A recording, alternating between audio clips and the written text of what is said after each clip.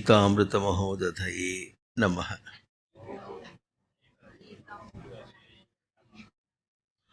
ఓం గీతామృత ఆస్వాద ఆనందాయ నమః.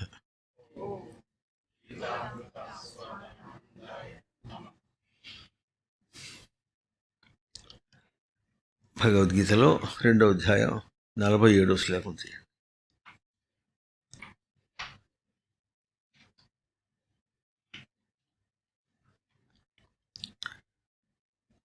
కర్మణ్యేవ అధికారస్తే మా ఫలేషు కదాచన మా కర్మఫలహేతుర్భూః మా తే సంగోస్త్వకర్మణి యోగస్థః కురు కర్మాణి సంగం త్యక్త్వా ధనంజయ సిద్ధ్యసిద్ధ్యో సమో భూత్వా సమత్వం యోగ ఉచ్యతే. దూరేణ హ్యవరం కర్మ బుద్ధియోగాత్ ధనంజయ బుద్ధౌ శరణమన్విచ్ఛ కృపణాః ఫలహేతవః బుద్ధియుక్తో జహాతీః ఉభే సుకృత దుష్కృతే తస్మాత్ యోగాయ యుజ్యస్వ యోగః కర్మసు కౌశలం. ఆ శ్లోకాలని మొన్న ఏం చేయించారు మాతవారు మీకు.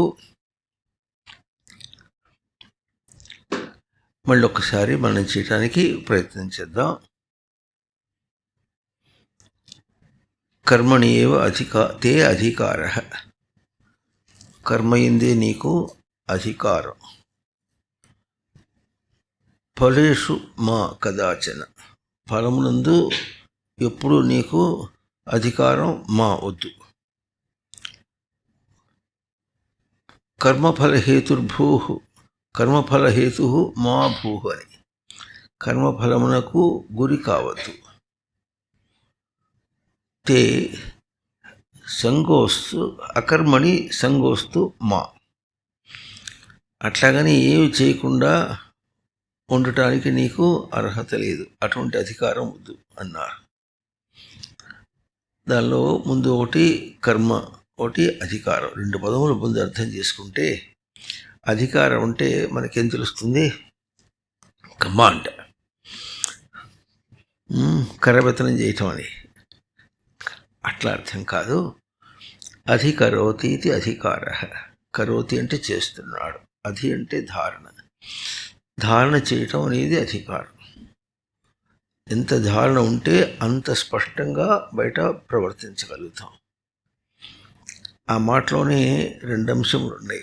ధారణ తన వైపు, ప్రవర్తన బయటగా. ఆ బయటగా ప్రవర్తన శబ్దంలో కర్మ అనే పదం వచ్చింది. కర్మకు 3 అంశములు మీకు మాతవారు చెప్పారు. ఒకటి కర్మ, ఇంకోటేమో చేష్ట, ఇంకోటి క్రియ. ఈ 3గా చెప్పడంలో మన వాంగ్మయంలో, శాస్త్రంలో ఒక విశిష్టత ఉంది. ఏమిటంటే 3ంటికి ఒకటే లైన్ ఆఫ్ యాక్షన్, ఒకటే దృష్టి ఉన్నప్పటికీ కూడా విచారణ చేయటం కోసమని ఆయా దశల్లో చెప్పుకుంటారు. కర్మ అనేది అంతరింద్రియ ప్రవర్తన. అంతరింద్రియం అంటే లోపల ఇంద్రియం అని అర్థం. దాన్నే మనస్సు, బుద్ధి, చిత్తం, అస్మిన్ అహంకారం అని చెప్తారు. వాటి యొక్క స్వరూపం ఏమిటి అని అంటే, సచ్చిదానంద స్మృతి అనే పదం మీకు అయ్యగారు మొట్టమొదటిలోనే పరిచయం చేశారు. సచ్చిదానంద స్మృతిని ఎంతగా తెచ్చిపెట్టుకుంటామో ప్రవర్తనకు అది.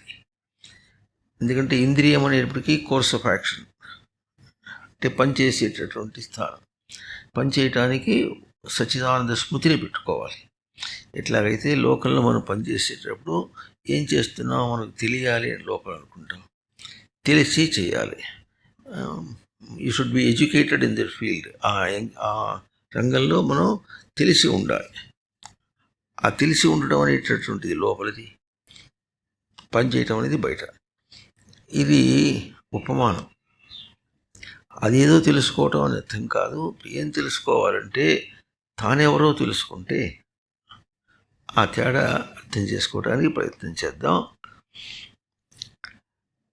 మనస్సు అని మీకు అందరికీ తెలుసు. అంటే ఎట్లా ఉంటుంది తెలుసా మీకు? అది ఎట్లా ఉంటుంది, దాని రూపం ఎట్లా?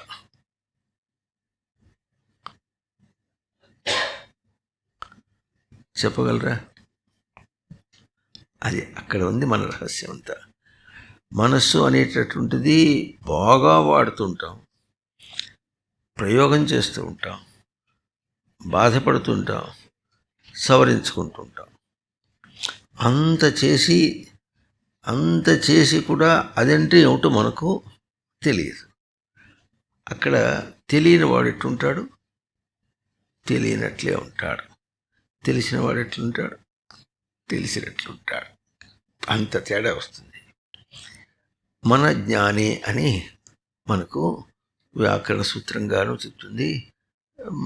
మన్యతే ఇది మనః అంటే తలంచుట అని మామూలు భాష, అనుకోవటం అని కూడా తలంపు అన్నారు. ఇది మనకి ఎట్లా తెలుస్తుంది అంటే దర్శన రూపంలో తెలుస్తుంది అన్నారు. దృశ్యంగా తెలియదు. దృశ్యం అంటే ఇందాకించే మనసు అంటే ఎట్లా ఉంటుంది? కంటికి కనిపించేది కాదని మీరు చెప్పగలుగుతారు. ఈ మైక్ లాగా కానీ, ఆ గోడలాగా కానీ, దీపంలాగా కానీ ఇది కనిపించదు. అయితే మనకు ఎట్లా తెలుస్తుంది? ఇట్లానే తెలుస్తుంటాయా నేను? ఇట్లా బయట దృశ్యంతోనే తెలుస్తాయా అని ఒకసారి ప్రశ్న వేసుకుంటే కాదు. చాలాసార్లు దీనికంటే వేరుగా, అతీతంగా మనం తెలుసుకుంటాం. దానికి మంచి ఉదాహరణ ఎట్లాగో, ఆకలిస్తుంది, కడుపు ఖాళీ అయింది. మీకట్టే తెలుసు? పొట్ట తెరిచి చూడలే. ఇది మనం బాగా గుర్తించాలి. పొట్ట తెరిచి చూడలే, కానీ మనం చూచాం, దర్శనం చేసాం. అది దర్శనం అంటారు దాన్ని. అంటే మనోనేత్రంతో అని మామూలు లోకల్లో అంటుంటారు. అంటే అభౌతికంగా చూసాం, నాన్ ఫిజికల్గా. ఇదేమో ఫిజికల్గా చూసాం. అది ఫిజికల్గా ఉన్నదాన్ని చూసాం. చూడటానికి ఫిజికల్ నాన్ ఫిజికల్ లేదు. ఇప్పుడు ఫిజికల్ నాన్ ఫిజికలే. ఫిజికల్గా ఉన్నటువంటిది బయట రూపంగా ఉన్నదాన్ని చూసాం ఒకటి, బయట రూపంగా లేకుండా ఉన్నటువంటిది దాన్ని కూడా చూసాం. ఇది ఎంత స్పష్టంగా చూసాం అనుకుంటున్నామో దానికంటే ఇది ఎంత బాగా స్పష్టంగా చూసాం. ఏమిటో అంత స్పష్టంగా చూపించామనంటే ఇది చూసింది అది ఏమిటో తెలిసింది. ఆకలి చూసింది ఎటు తెలిసింది అంటే కడుపు ఖాళీ అయింది అనేది ఒకటి, అది ఒక సిగ్నల్ ఇచ్చింది మనకు. ఏం సిగ్నల్ ఇచ్చింది? ఆకలి అయింది. ఆకలి అయితే ఇప్పుడు ఏమైంది అంటే ఒంటికి బలహీనం వచ్చేసింది. అయితే ఇప్పుడు ఏమైంది? ఒంటికి బలహీనం వస్తే తన సచ్చిదానంద స్మృతిని నిలుపుకోవటానికి తనకు పరికరము ఫెయిల్ అయింది, వాహనం ఫెయిల్ అయింది అన్నమాట. అంతదాకా తెలిసింది. దాన్ని ఒకసారి ఆలోచన చేసుకుంటే కంటి కనిపించని తెలిసింది ఒకటి, దానివల్ల మనం నడిపించేటటువంటి దేహం బలహీనమైందని రెండవ తెలిసింది. దాని తర్వాత దానివల్ల ఏమైంది?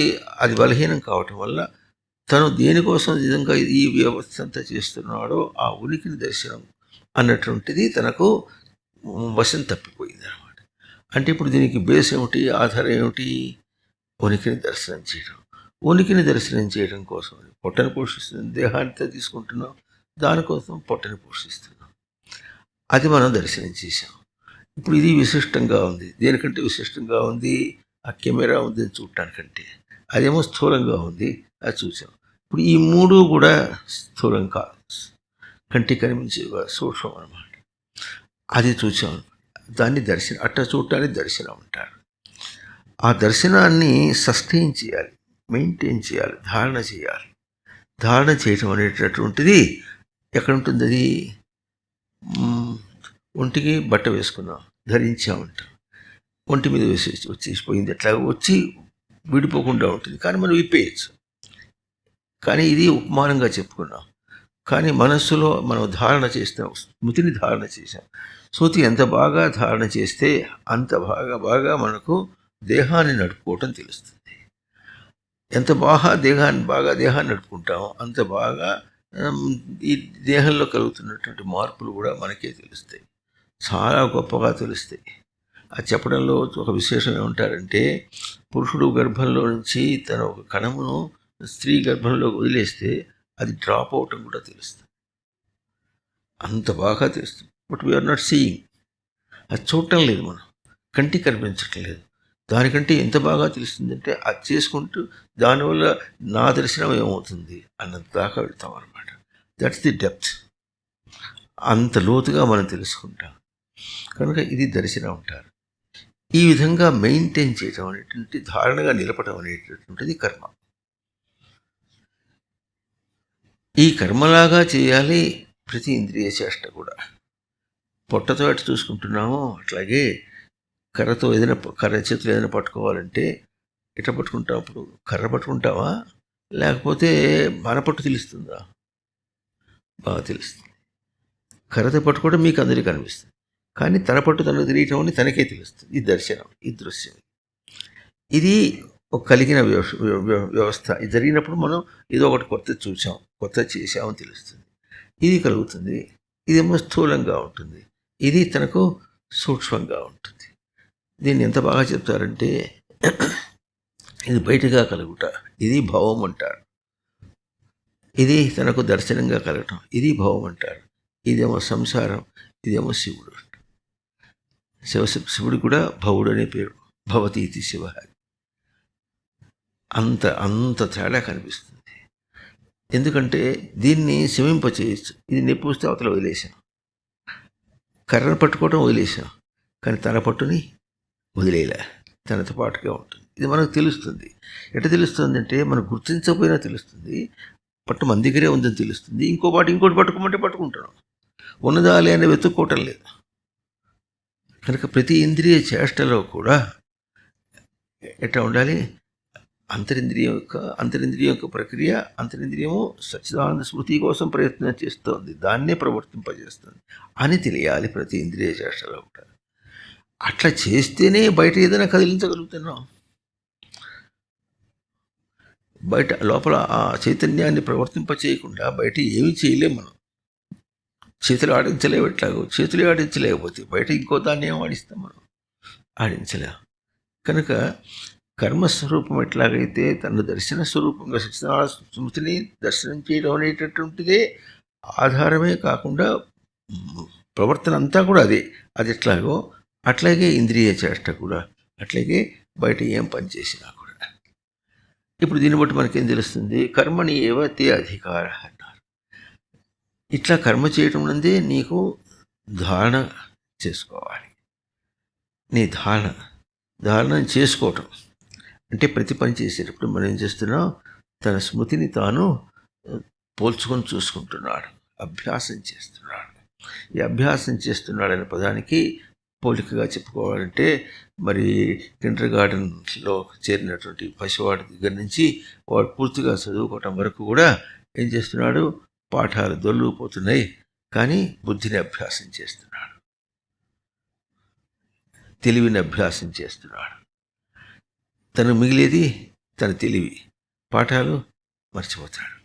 అవి ఎప్పుడు జ్ఞాపకం వస్తాయి అంటే, ఎప్పుడో దానికి ఒక ప్రయోగం వస్తే, ఎట్లా జ్ఞాపకం వస్తే అప్పుడు ఈ ప్రయోగంలో తనను తాను దర్శనం చేసుకోవటం తనది ఎట్లా ఉంటుందంటే, అది సరిగా ఆచరించగలిగితే నాకు ఉనికి ఉన్నది అని అనుకున్నప్పుడు ఆ సమయంలో తనకు జ్ఞాపకం వస్తుంది, ఆ పాఠం జ్ఞాపకం వస్తుంది. లేకపోతే రెఫరెన్స్గా పుస్తకం చూసుకుంటాం, కానీ తెలివిని మాత్రం విడిచిపెట్టట్లేదు, బుద్ధిని విడిచిపెట్టట్లేదు. కనుక ఇప్పుడు ఎట్లాగైతే మనస్సు అనే పదం చెప్పుకున్నామో, అట్లాగే బుద్ధి అనే పదం కూడా. ఎందుకంటే ఇక్కడ బుద్ధి అనే పదం తర్వాత వస్తుంది, సరే అప్పుడే చెప్పుకుందాం.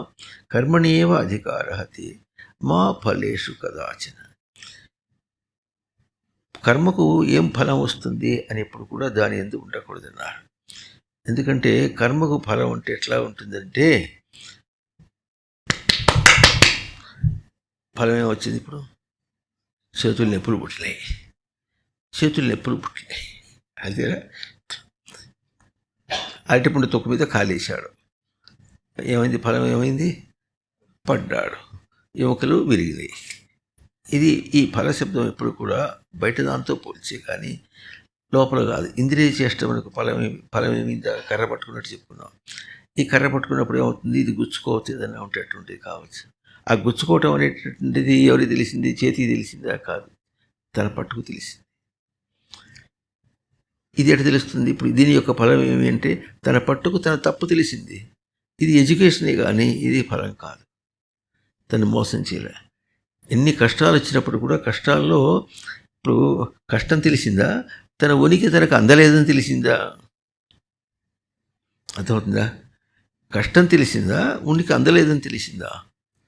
ఉనికి అందలేదని తెలిసిందనేది విజ్ఞానం, కష్టం తెలిసిందనేది ఏడుపు, లౌకికం. అంత తేడా ఉంటుంది. కనుక ఫలేషు కదాచన, ఫలము దాని ఎందుకు ఉండకూడదు. ఎందుకంటే ఫలం బయటిగా ఉంటుంది. పరీక్ష రాశాడు, పాస్ అయినాడు, అది ఒక ఫలం. అది ఎట్లాగో ఫెయిల్ అయినాడు, అది కూడా ఒక ఫలమే. దాని రిజల్ట్ అంటారు. రిజల్ట్స్ వచ్చినాయంటే ఏమంటారు? పాస్ అయినాడైనా రిజల్టే, ఫెయిల్ అయినాడైనా రిజల్టే, లోకల్లో ఏమైనా రిజల్టే. ఫైనల్ ఏమవుతుంది? ఫైనల్ రిజల్ట్ ఏమిటంటే దేహాన్ని విడిచిపెట్టిపోతాడు. దేహాన్ని విడిచిపెట్టిపోతున్న తనను చచ్చిపోతాడు అనుకుంటే ఎట్లా? చచ్చిపోవటం అంటే అభావో మరణం, లేకుండా పోవటం వేరు, దేహాన్ని విడిచిపోవటం వేరు. దాన్ని తెలుగులో చనిపోవుట అంటారు. చనిపోవుటాడు అంటే బయటికి వెళ్ళిపోయినాడు, దేహం నుంచి బయటపడి వెళ్ళిపోయినాడు. ఇంటి నుంచి బయటకు వెళ్ళిపోయేటట్టు అంటావు. అట్లాగే ఇంటి నుంచి బయటకు వెళ్ళిపోయి ఇప్పుడే చనిపోయినాడండి అంటాం. అంటే మనకి ఎట్లా ఉంటుంది? తప్పుగా ఉంటాడు. ఇప్పుడే వెళ్ళిపోయినాడంటే వెడలిపోయినాడు. వెడలి అంటే బయటికి వెళ్ళిపోయినాడు. వెడలుట ఒకటి, పోవుట ఒకటి. అందుకనే అప్పుడు కొంతమంది ఉంటారు, ఆయన వెళ్ళిపోయాడు అంటారు. ఎవరు చనిపోయినవాడు చెప్పి ఆయన వెళ్ళిపోయినాడు. మనం వెళ్ళిపోయేవాళ్ళవే కానీ చచ్చిపోయేవాళ్ళం కాదు. ఎట్లాగూ చచ్చిపోయేదేమో దేహం, కొంతకాలం వాడుకుంటాం. ఇది ఆఫ్టర్ ఆల్ ఇది ఒక పనిముట్టు, దానికి ఎప్పుడో వేరంటే ఉంటుంది. అయిపోయింది, దేహం విడిచిపెట్టి వెళ్ళిపోతాం. ఈ దేహం విడిచిపెట్టి వెళ్ళిపోవటం అనేటువంటి, ఈ దేహాన్ని విడిచి వెళ్ళిపోవటం అనేటటువంటిది ఎట్లా ఉంటుందో దీనికంటే వేరుగా సచ్చిదానంద స్మృతిని సేద్యం చేయటం అనేటటువంటిది బుద్ధి అంటే బుధ అవగమనే నిర్వచనం చెప్పారు. బుద్ధి అనే పదం మీరు బాగా వాడతారు కానీ అంటే ఎవరు తెలియదు. అవగమనం అంటే రక్షణాదో 19 పదములు చెప్పి రక్షణ అనే పదం ఒకటి చెప్పారు. అనే పదంలో భద్రంగా గమనం సచ్చిదానంద స్మృతిని తెచ్చిపెట్టుకున్నాడు. మార్కెట్కి వెళ్ళాలంటే భద్రంగా జేబు నుండి డబ్బులు పెట్టుకుని పోతాం. లేకపోతే ఇప్పుడు ఏమున్నాయి, ఫోన్లో ఉంటుంది, ఫోన్లో డబ్బులు ఉండాలి, ఉంటే తీసుకెళ్ళిపోవాలి. ఎవరు ఫోన్లో లేకపోతే ఏం చేసేవాళ్ళు? బ్యాంకులో పోయి అది ఏదో దీనిలో తీసుకుంటేవారు. అట్లా డబ్బులు తీసుకోవటం ఉంటుంది, దాన్ని తీసుకునేవాళ్ళు. అట్లాగే అంటే బయటికి మనం ప్రవర్తించేటప్పుడు ఎట్లాగైతే దానికి ట్రాన్సాక్షన్కి ఏం కావాలనో ఆ ఆధారం ఎటు తీసుకెళ్తాము, అట్లాగే బయట మనం ప్రవర్తిస్తున్నామంటే ఆ ట్రాన్సాక్షన్కి ఏం కావాలంటే నేను కావాలి. చేసే ప్రతి పని కూడా it is in terms of me, నేను చేస్తున్నట్టుగా. ఆ నేను చేస్తున్నట్టుగా విషయంలో అహంకారమే వస్తుందా? అహంకారం అతీతమైనటువంటి ఉనికే తెలుస్తుందా? ఆ అంశం కూడా ఉంటుంది. కనుక అది తెలుసుకోవాలంటే బుద్ధికి ఏం కావాలంటే బయట దాంతో పోల్చుకొని తీసుకుంటే అహంకారం వస్తుంది. అట్లా కాకుండా కేవలం తనకు ఆధారం ఏమని చూస్తే సచ్చిదానంద స్మృతి అంటే ఉనికిని భద్రంగా చైతన్యవంతం చేసుకొని సత్ చైతన్య ప్రకాశ నివాస విచారణ జ్ఞాన సమృద్ధి లక్షణములు చైతన్యవంతం చేసుకొని ఎట్లా చైతన్యవంతం చేసుకున్నాడో తనకు ప్రకాశించాలి. ప్రకాశించిన దానిలో నివసించాలి. చూసుకుంటే తెలుస్తుంది, చేస్తే తెలుస్తుంది, ఉంటే తెలుస్తుంది. నివసించినప్పుడు తను పోల్చుకుంటే అక్కడ ఆ పనితో పోల్చుకుంటే తానేమైనాడు, తన చేష్టతో పోల్చుకుంటే తన గ్రహింపు తనకు ఎట్లా వచ్చింది, కేవలం ఉనికితో పోల్చుకుంటే ఎట్లా వస్తుందని ఇందాక ఆకలి సమయంలో చెప్పుకున్నాం. అది పోల్చుకోవడమే సచ్చిదానంద స్మృతి. దాని యొక్క స్మృతి పెట్టుకోవడం సచ్చిదానంద స్మృతి అన్నారు. కనుక ఆ సచ్చిదానంద స్మృతిని భద్రంగా తెచ్చిపెట్టుకుని అప్పుడు స్టార్ట్ ట్రాన్సాక్షన్. Start application. అది బుద్ధి యొక్క స్వరూపం. అది యాబ్సెంట్ మైండెడ్ అయితే, యాబ్సెంట్ మైండ్ మనశబ్దానికి ఇంగ్లీష్లో ఉంది, బుద్ధికి ఇంగ్లీష్లో ఏం లేదు పదం. తెలివి అంటే ఇంటెలిజెన్స్ అంటారు. ఇంటెలిజెన్స్ అంటే డిఫైన్ ఇంటెలిజెన్స్. గట్టిగా చెప్తే ఇంటర్నల్లీ టెలింగ్ జెస్చర్ అన్నాం. సరే, ఇంటర్నల్లీ వాట్ ఈస్ టెలింగ్, ఏం చెప్తుంది లోపల తెలియదు. ఎంతో పని చేస్తున్నారు, దేన్ని ప్రయోగం చేస్తున్నామో మనకు అర్థం కావట్లేదు. మరి ఇట్లా ఇస్రో వాళ్ళు పడి పంపిస్తున్నారు ఈ మధ్య, గొప్పగా వెళ్ళిపోతుంది, చాలా గొప్పగా. ఎంతో పనిచేస్తే కానీ, స్టేబుల్గా పనిచేస్తే కానీ పని జరగదు. ఎంతో చేస్తున్నారు. మరి మీ దగ్గర కూడా మేధాలో చాలా పని చేస్తుంటారు. చాలా స్టేబుల్గా పనిచేస్తే కానీ కాదు. అయితే స్టేబుల్గా పనిచేస్తున్నట్టుగా మనం ఉన్నప్పటికీ మనం పని చేస్తున్నది దాంతో చూస్తున్నారు, కానీ లోపల ఏం పని చేస్తే అది అవుతుందని అర్థం కాదు. అంటే ఇట్లా తినాలంటే కూడా దీనికి ఒక సిగ్నల్ లోపల నుంచి రావాలి, మన భాష. ఆ సిగ్నల్ దేనివల్ల ట్రికింగ్ అవుతుంది? సచ్చిదానంద స్మృతి. నేను ఎట్లా ఉన్నాను దాంతో ట్రికింగ్ కావాలి, ఆ సిగ్నల్తో వస్తుంది. అది ఎట్లా నిలుపుకోగలుగుతున్నాం, అది మనకు కావాలి. కనుక మా ఫలేషు మా కర్మఫలహేతుర్భూ, ప్రతిదానికి అది ఎట్లయింది, ఇది ఎట్లా అయింది, ఇది ఎట్లా అయింది, దానికి గురిపడు కావద్దంటున్నారు. అది ఎట్లా ఉంటుంది లోకంలో? లౌకికంగా ఏదో చేసేసి దానికి ఎట్లా కోరుకుంటారంటే, మాటికి చెప్పుకుంటాం. మీకు కావలసిన విషయం కనుక అప్పు చేసిన వాడు చెప్పుతో కొట్టుకున్నట్టే, దాని ఫలం అది. అప్పు చేసిన వాడు చాలా పొరపాటు చేస్తాడు, ఎందుకంటే వాడికి ఇంత జీతం అని డిఫైన్డ్ కావాలి. అది చాలకనేగా అప్పు చేసినవాడు. చాలకుండా ఉన్నవాడు మళ్ళీ అప్పు చేస్తే దాన్ని ఎటు తీరుస్తాడు? దాన్ని మళ్ళీ తీర్చాలి, మళ్ళీ దీని నుంచి పిక్కి చేయాల్సిందే కదా. అదేదో ముందే పెట్టుకుంటే సరిపోతుంది. ఇది లౌకికంగా అట్ట దెబ్బతింటాడు. ఇది ఫలమునకు హేతువు కావటం, గురి కావటం. కనుక ఇప్పుడు ఏం చేయాలి? మాతే సంగోస్త అకర్మణి. కనుక అయితే ఇన్ని కష్టాలు అయితే నేను చేయనిపో, నేనేం చేయను, కూర్చో. ఏం చేయకుండా కూర్చో, చేయగలరా? అది చేత కాదు. తమోగుణం కాదు, మొద్దుతనం కాదు. ఎందుకు కాదంటే, కేవలం మొద్దుతనం కాదని లౌకికంగా చెప్పే కంటే ఈ వాక్యంలో ఉన్నటువంటి అసలైనటువంటి బోధ ఏమిటంటే, బయట పని చేస్తూ ఉంటేనే, బయటగా ప్రవర్తింప చేస్తూ ఉంటే అప్పుడు తాను ఏం చేస్తున్నాడో తనేమవుతున్నాడో, ఏం చేస్తున్నాడో తానేమవుతున్నాడో అన్నటువంటి తనకు విద్య, ఎడ్యుకేషన్ వస్తుంది. అప్పుడు తను సవరించుకుంటాడు. ఎట్లా సవరించుకుంటాడు? ఆ ప్రాసెస్లో అన్నీ యాక్టివేట్ అవుతాయి. ఏమో యాక్టివేట్ అవుతుంది? ఇంద్రియము యాక్టివేట్ అవుతుంది, మెథడు యాక్టివేట్ అవుతుంది, తర్వాత మనస్సు, బుద్ధి, చిత్తం, తర్వాత నేను అన్నటువంటిది అవుతుంది. ఆ నేను అనేది దేనికి? నేను ఉన్నా అన్నా అనుకోండి, ఎట్లా ఉన్నావు? నేను ఉన్నానంటే ఎట్లా ఉన్నావు? దేంతో ఉన్నావు? స్మృతితో ఉన్నా. ఆ స్మృతి ఎవరు? ఉనికి యొక్క స్మృతి అన్నా. ఉనికి అంటే ఏమి? సా కాష్ఠ సా పరాగతి. దానికి కారణం ఇంకోట్లేదు. సదేవ సౌమ్యదమగ్ర ఆసీత్. ఇదమగ్రే, ఈ సృష్టికి పూర్వము ఉనికి మాత్రం ఉన్నది, అంతే. నాణ్యత్ కించన విషత్, ఇంకోట్లేదు. ఇంకా ఏకమేవ అద్వితీయం, అది ఒకటే ఉన్నది, అది అద్వితీయమే ఉన్నది, దానికి మారు రూపం ఇంకోట్లేదు అన్నారు.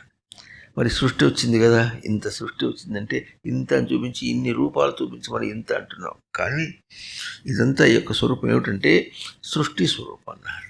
సృష్టి అంటే సృజ విసర్గే అని అర్థం చెప్పారు. మళ్ళీ విసర్గ అంటే గ్రహింపు, వ్యక్తీకరణ. ఇద్దరు మాట్లాడుకుంటుంటే ఆయన మాట్లాడుతున్నాడు, ఈయన గ్రహిస్తున్నాడు, తర్వాత తను ఏం చెప్పాలో వ్యక్తం చేస్తున్నాడు. ఆ తర్వాత ఆయన ఏం గ్రహించాడో మనం గ్రహించుకోవడం, లేకపోతే ఆయన గ్రహించుకోవడం, ఆయన మళ్ళీ ఎట్లా వ్యక్తం చేస్తున్నాడో అది. అంటే ఇద్దరి పక్షంలో ఏముంది? గ్రహింపు, వ్యక్తీకరణ. ఆయన్ని గ్రహించి వ్యక్తం చేయటమా, తనను గ్రహించి తను వ్యక్తం చేయటమా అంటే మైండ్ యువర్ ఓన్ బిజినెస్ అని లోకంలో సామెత ఉంటుంది. నువ్వేం చేస్తున్నావో నువ్వే తెలుసుకో, నీ గ్రహింపు ఎట్లా ఉందో, నిన్ను ఎట్లా ఎక్స్ప్రెస్ చేసుకుంటున్నావో చూసుకో. ఇది కోర్స్. ఎట్లాగైతే ఇప్పుడు మనం ఏం చెప్పుకున్నాం, భౌతికమైనటువంటి దేహమే కాకుండా కంటికి కనిపించినటువంటి మనస్సు, బుద్ధి, చిత్తం, అహంకారం ఎట్లా ఉందో దాంతోనే పుట్టినప్పటి నుంచి పుడకలో పోయేదాకా ట్రాన్స్లేట్ చేస్తున్నాం. ఎట్లాగో పోయేటప్పుడు ఏం చేస్తాం? దేహాన్ని విడిచిపెట్టి ఆ మనస్సు, బుద్ధిని, ఇన్నర్ సెన్స్ని తీసుకెళ్ళిపోతున్నాం మనం. అంటే ఇప్పుడు మనం ఎవరం? భౌతిక స్వరూపమా, అభౌతిక స్వరూపమా? చెప్పండి, చెప్పండి, గట్టిగా చెప్పండి. రైట్. I'm not physical. నేను ఫిజికల్ కాదు కనుక నేను చచ్చేవాడిని కాదు. ఎట్లా చావట్లేదు? బాగా చూడండి. ఒక విషయంలో చాలా లోతుకు పోయి చాలా ఇబ్బంది పడ్డాం, బాగా అయిపోయింది. గతం నాస్తి, పోయింది. అది వెళ్ళిపోయిన తర్వాత ఎవరున్నారు? నేను ఉన్నా. అది వెళ్ళేది, నేను ఉండేది. ఇది కేవలం నేను ఉన్నాననే మాట అంతరింద్రియంలో, మనస్సు, బుద్ధి, చిత్తం, అహంకారంలో నేను ఉన్నాననే దానిలో అది పోయింది, నేనున్నా. The life is entire life is this lesson. జీవితం అంతా కూడా ఎట్లా ఉందంటే, విషయాల్లో ప్రవర్తిస్తున్నా, విషయాలు పోతూనే నేనున్నా. విషయాల్లో ప్రవర్తిస్తున్నా, అది పోతూనే నేనున్నా. విషయములకు చావు, నాకు చావు లేదు. ఇప్పుడు నేనెవరు? ఆ లెవెల్లో అర్థం చేసుకుంటే కూడా, అంటే అంతరింద్రియం లెవెల్లో అర్థం చేసుకుంటే కూడా నేను ఎప్పుడు కూడా చచ్చేవాడిని కాదు. అయితే మనం ఎట్లా ఉంటుంది? ఆ చేస్తూ ఉన్నా, చూస్తూ ఉన్నా, వస్తూ ఉన్నా, పోతూ ఉన్నా, అవస్థ పడుతున్నా, దాంతోనే అదే గుర్తింపు అయ్యేటప్పటికి మనం ఆ సెన్స్లో ఉన్నాం కనుక ఆ సెన్స్లో ఉంటే అప్పుడు ఏమవుతుంది? చచ్చినవాడు అవుతాడు. మాకు ఒక పాట ఉంటుంది. ఆ పాటలో ఏం చెప్తారంటే, మనం ఏ విషయం పట్టుకున్నామో ఆ విషయము పతనము కాగా, విషయంలో తను గుర్తించాడు అనుకోండి, అంటే చేస్తున్న స్వరూపంగా తను గుర్తించాడు, ఉనికి స్వరూపంగా కాకుండా చేస్తున్న స్వరూపంగా గుర్తించాడు. అప్పుడు ఏమవుతుంది? చేయటం అయిపోయిన తర్వాత తను ఎవరు? చచ్చిపోయినాడు. చేయటం అయిపోయిందిగా, తను గుర్తించుకోవడానికి అది లేదు, తను చచ్చినవాడైనాడు. కానీ చచ్చాడా? కాలే, తను ఉన్నాడు. ఇప్పుడు ఎవరు నిలుపుకున్నారు? ఆ చావు నుంచి తప్పించుకుంది ఎవరు? నేనే. ఉన్నానని గుర్తించి తప్పించుకున్నాడు. ఎంత భావించండి. రియాలిటీస్ ఆఫ్ లైఫ్, జీవితంలో మంచి నిజం ఇదన్నమాట. ఇది మనం బాగా తెలియాలి. తెలిసి ప్రవర్తించుకుంటే చాలా బాగా ఉంటుంది. బోధ సద్మస్వరూపం ఇప్పుడు కూడా బుధులు అంటే జ్ఞానుడు, తెలిసిన వాళ్ళని అర్థం. కనుక మాతే సంకోస్త అకర్మణి, ఈ లేజినెస్ వద్దు, బద్ధకం కాదు. ఎంత యాక్టివ్గా ఉండాలంటే మనకు ఉనికి యొక్క స్వరూపము స్మృతిలో ఉంటుంది. స్మృతిలో ఉంటే it's a bank with us. అది తనకు స్వరూపమై ఉంది. దాన్ని మనకు స్ఫురణలో తెలుస్తోంది. ఈ పదం అర్థమవుతుందా మీకు? పదాలు విన్నారా? స్మృతి, స్ఫురణ. చెప్పండి. స్ఫురణ అంటే లోపల నుంచి తెలుస్తుంది అన్నమాట. స్ఫురణలో తెలుస్తుంది. అది ఎట్లా ఉంటే మనకు లోపల గ్లాండ్స్ ఉన్నాయి. లాలాజలం లోపల నుంచి, లాలాజలం అంటే తెలిసిన సెలైవ, అది లోపల ఊరుతోంది. ఆ ఊరటంలో ఎట్లా ఉంటుందంటే ఊరి కారిపోదు, ఊరకుండా ఎండిపోదు. అర్థమవుతుందా? Always keeping you wet. అట్లాగే ఈ స్మృతి, ఉనికి స్మృతి ఎట్లా ఉంటుందంటే అది ఓవర్ఫ్లో అయిపోదు, డ్రై అయిపోదు, ఎండిపోదు. It is always live with you. అది స్ఫురణ. ఆ స్ఫురణ అనేటటువంటి దాన్ని మనం బయట పనిచేసేటప్పుడు స్ఫురణతో పనిచేస్తాం. దీన్ని నిలబెట్టుకుంటూ పనిచేస్తాం. తనకేం తెలుసో నిలబెట్టుకుంటూ పనిచేస్తాం. మధ్యలో కాసేపు అయిపోయింది మర్చిపోతే ఏం చేస్తాడు? He silent. అట్లా అవుతుందో బయట విషయంతోనే పోల్చుకుంటే, బయట చదువులతో పోల్చుకుంటేనే ఎట్లా ఉంటుందో, ఆ చదువులు తెలుసుకునేటప్పుడు ఏ బుద్ధిని సేద్యం చేశాడో, ఏ సచ్చిదానంద స్మృతిని సేద్యం చేశాడో అది కూడా యాబ్సెంట్ అయిపోతే అది కట్ కాకూడదు ఎప్పుడు కూడా. కనుక దాంతో ప్రయత్నం చేయటం, అది అభ్యాసం. మనం బయట పనిచేస్తున్నామంటే అక్కడే బాగు తినేది ఏం లేదు, కోసుకుపోయేది ఏం లేదు. పోయేటప్పుడు ఏం పోడు, తీసుకుపోవడం. ఎవరు తీసిపోతారు చెప్పండి? మీరు ఎవరన్నా తీసిపోగలిగితే చెప్పండి, నేను కూడా మూట కట్టుకుంటాం మీలాగా. ఎవరైనా తీసుకెళ్తారా? చెప్పాలి, నోట చెప్పు, గట్టిగా చెప్పండి. కనీసం దేహాన్ని తీసిపోతారా? మరి మిగతా అన్నీ కూడా దేహంతో సంబంధించినవేగా. దేహాన్ని తీసుకోని వాడు దేహంతో సంబంధించిన వాటి అన్నింటి మూసుకుంటూ engage yourself with that. ఆ దేహంతోనే ఎంగేజ్ చేసుకుంటూ దాంతోనే వ్యవస్థ అంతా పెట్టుకుంటే మన వ్యవస్థ అయితే మాటి ఏం చూపిస్తుంది? అది పోతుంది, నేను ఉన్నా. విషయం పోతుంది, నేను ఉన్నా. దేహం విడిచిపెట్టిపోయే సంగతి. ఇప్పుడు దేహం విడిచిపెట్టుకోవడం అంటే ఒక విషయంలో ప్రవర్తిస్తున్నప్పుడు అదే నేను అనుకుంటే, ఇప్పుడు నేను అదే ఇదే, అదేమో భౌతికం. ఆ భౌతిక స్వరూపం నేనా, లేకపోతే ఈ భౌతిక స్వరూపం నేనా, దీన్ని గుర్తించుకునేటటువంటి నేనా? ఏ నేను అనేది అర్థం కాకపోయినప్పటికీ కూడా మనకేం తెలుస్తుంది? విషయం వెళ్ళిపోయింది, నేనున్నా. అంటే విషయానికి చావు, నేను అమృతం. చెప్పండి. భలే. అంటే ఇప్పుడు కాన్స్టెంట్గా స్థిరంగా ఏముంటుంది? నేను అనే అమృతం ఉంటుంది. విషయమేమో పోతుంది. ఎవరు పంపించేస్తున్నారు? అది ఎవరు తెచ్చుకున్నారు అది విషయాల్ని? మనమే తెచ్చుకున్నాం. ఎందుకు తెచ్చుకున్నాం? ఎక్స్పెరిమెంట్. దాంతో నేను ఉంటే ఎట్లా ఉంటా అని మోజు పట్టని తెచ్చుకున్నావా, లేకపోతే ఎక్స్పెరిమెంట్ చేసి ఎడ్యుకేషన్ కోసం తెచ్చుకున్నావా? అంటే ఎన్నో వివిధములైనటువంటి విచిత్రంగా మనకు విషయాలు వస్తూ ఉంటాయి. దాంతో కొన్నాళ్ళు ప్రవర్తించి ఇది నాకు స్వరూపం కాదు అని వదిలేసాం అని మనకు తెలియాలి. ఇది ఎట్లా ఉంటుందంటే వెనక 84 లక్షల జీవరాశుల గర్భాల్లో అమీబా దగ్గర నుంచి మరి అమీబా, పురుగులు, పుట్ర, కుక్క, పిల్లి, గుర్రం, గాడిద ఎన్నెన్నో వచ్చాం. అన్ని జన్మలు ఎత్తేసాం. ప్రతి దానిలో నేను అనుకున్నాం. నేను అనుకొని దాన్ని వదిలేసాము, నేను తెచ్చేసాం. మళ్ళీ ఆ నేను ఇంకో దాన్ని పెట్టాం, దాన్ని గుర్తించుకోవడం. మళ్ళీ దాన్ని కొంత చూసి ఇది కాదు నేను వదిలేసాడు. అది ఎట్లా ఉంటుందంటే ట్రాప్ అనిపించి, నువ్వు కాదు పో, నువ్వు కాదు పో. అట్లా ఉంటుంది మన వ్యవస్థ.